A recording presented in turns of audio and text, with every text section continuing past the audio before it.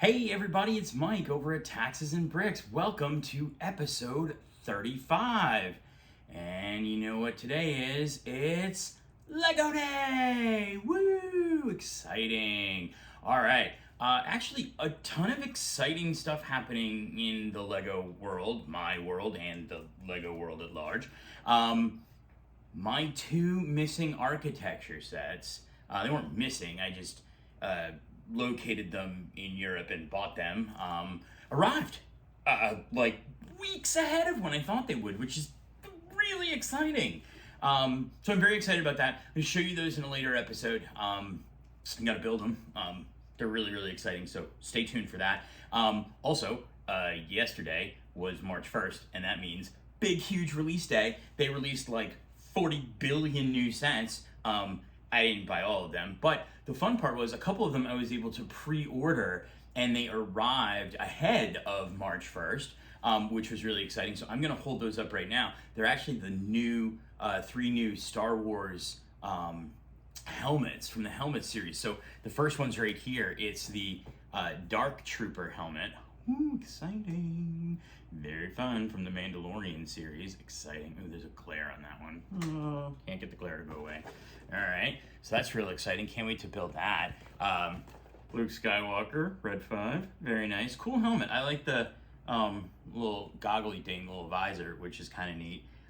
So exciting about that. And then, this is the kind of one that I've been waiting for, because I kind of got like hooked on the show, but Mando himself, the Mandalorian helmet, very exciting. So these are going to make a nice addition to the shelves. I've got the others, the other 6 in the series. I think it's 5. Yeah, there's 5 more, which I will put together. So I think I'm going to do them kind of like the architecture series, where I'm just going to kind of start from the beginning and put them all together and then display them and show you guys. So that's exciting. Also, yesterday, the 5 out of the 6 2022 Speed Champion sets are dropped on the Lego website, so I was able to pick those up. And then the John Deere tractor, the Technic John Deere tractor, which I think I showed you a picture of in the prior episode, came. And then the one that I was really, really, really excited for was the Technic McLaren F1 race car, which I got and is now sold out on the Lego website, so I'm kind of glad that I got that. So those should all be arriving in the next couple of days from Lego, so I'm very excited. Something exciting too that I'm also extraordinarily ashamed over, and please don't judge me, was I have cheated on Lego, and I apologize deeply for my infidelity. I bought a non-Lego set. And it's not a mock like something else that somebody created or whatever. I mean, I guess technically somebody else created it, but I'm gonna hold it up. Oh, I'm so sorry, Lego. But I really kind of love it, and I really wish Lego would just do one. It's the Tesla Cybertruck from Mega Bloks.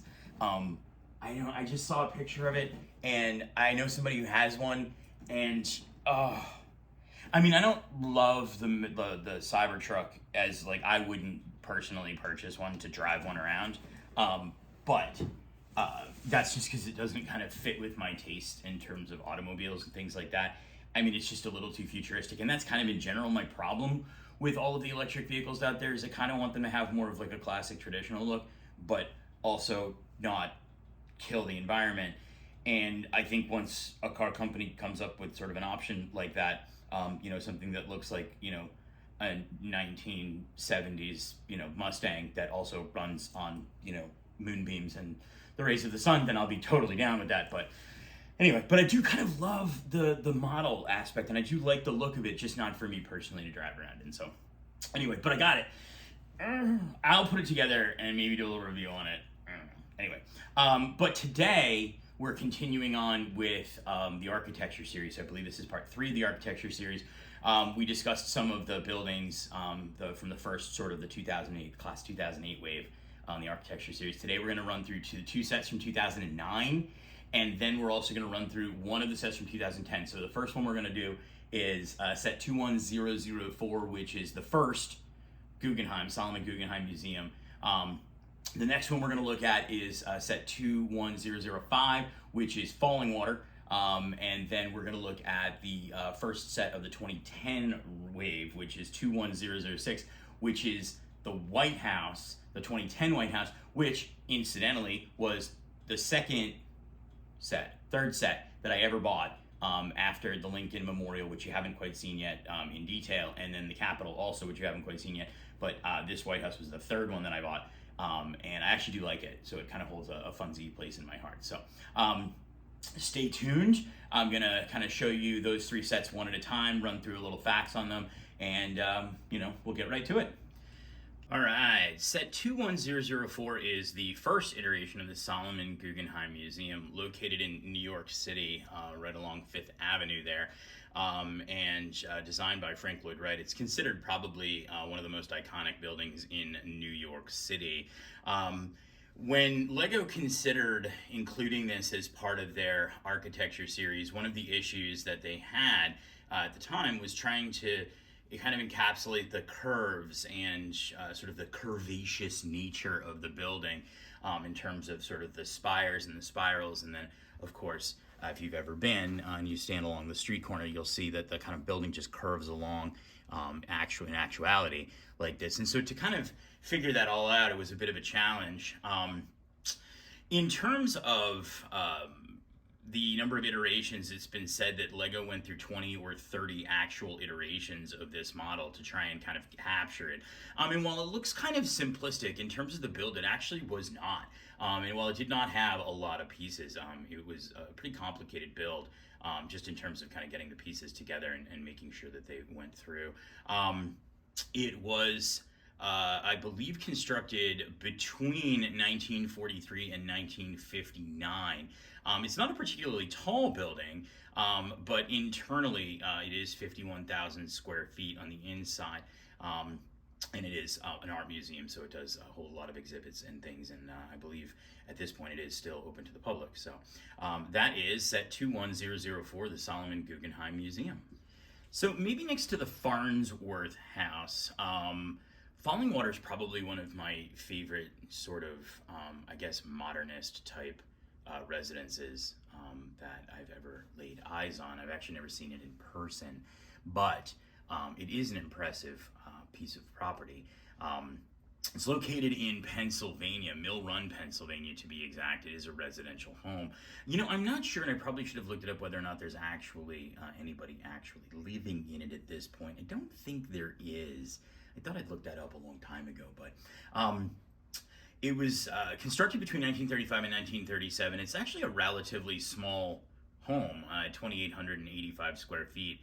It was also designed by Frank Lloyd Wright as well, same with the Guggenheim Museum.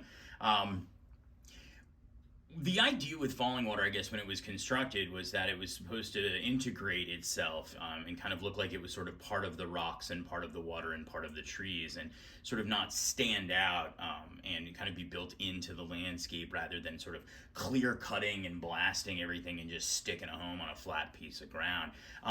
Ordinarily, when you see pictures of it, or you actually, I think, approach the property, you actually kind of see it from a different angle. So really, I think that this is actually sort of the angle that you really see it more at, where essentially, you're kind of coming up the sort of the waterfalls and the water, and you kind of see it from this angle more so when you see it in pictures. But in terms of the way that LEGO's presented it, it's more sort of flat against, sort of the entirety of it, so that you can see it sort of in that landscape kind of mode. Again, really beautiful. There are a lot of trees and rocks, and so that was really hard, obviously, with sort of plastic Lego bricks to replicate. But what they did was they kind of went with the abstract and kind of put these tiny little trees together, more just to represent what would be actually surrounding the property. Not take focus necessarily off the actual house. It is quasi-modular in the sense that these little pieces kind of come off to represent, the different sort of floors of it. There's no real interior details to it, but as you kind of build it, these aren't snapped together and sort of a solid piece, kind of whatever in terms of, the bridge is solid and the trees are there and locked in, but the actual sort of roofs and the different floors, so you could kind of see the multitude of floors and whatnot. So that is set number 21005 Falling Water from 2009. All right, our sort of last set to take a look at today in this architecture series is set 21006, which is, of course, the White House. Probably one of the most recognizable buildings in the world, and also an iconic symbol of the United States of America, of its presidency, and our democracy. The White House, I think, from Lego standpoint, was probably one of the first obvious, sort of options for the architecture series. And I don't think it was ever a question that they wouldn't replicate it, which they've done now twice. And in a later video, I'll show you the second iteration.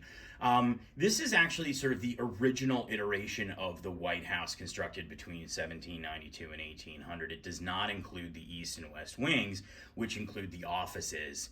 And this is basically the residence. What I think is interesting is that the designers focused more on basically replicating some of the exacted details of the property and not sort of the fine, little kind of textural details and things. So they used the sort of classic Lego medium to design a model that in terms of scale and proportion was correct, but maybe not in terms of the sort of texture of the pillars or the grounds, or maybe having the fountains and things like that. So for example, if you know anything about the front of the White House, or the back of the White House for that matter, the windows that you see in this model have the exact same number of windows that the actual White House has. In terms of the chimneys and spires on top, and in terms of the pillars in the front, and the sort of shape of the that sort of front balcony, that entrance area, that is all technically correct and sort of factually correct.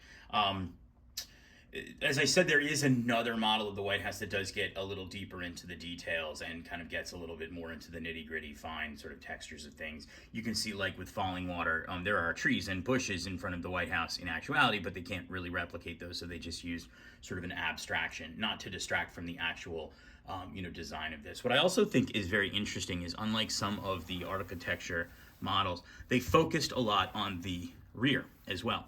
So they actually didn't just go with the front of the building because you're going to put it on a shelf and that's how you're going to see it.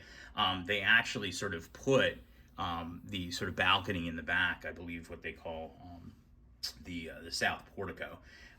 And so I think that was kind of an interesting design choice for all of this.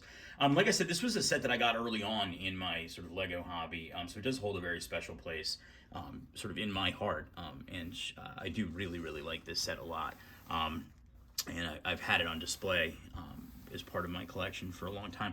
What I also find to be kind of interesting about this is they didn't just go ahead and hit the details that you can obviously see. There's that light, that iconic light that you see in photographs, and they did their best to replicate that sort of underneath the portico here, the north portico of the White House. They also got, I think, it right with the arch on the door.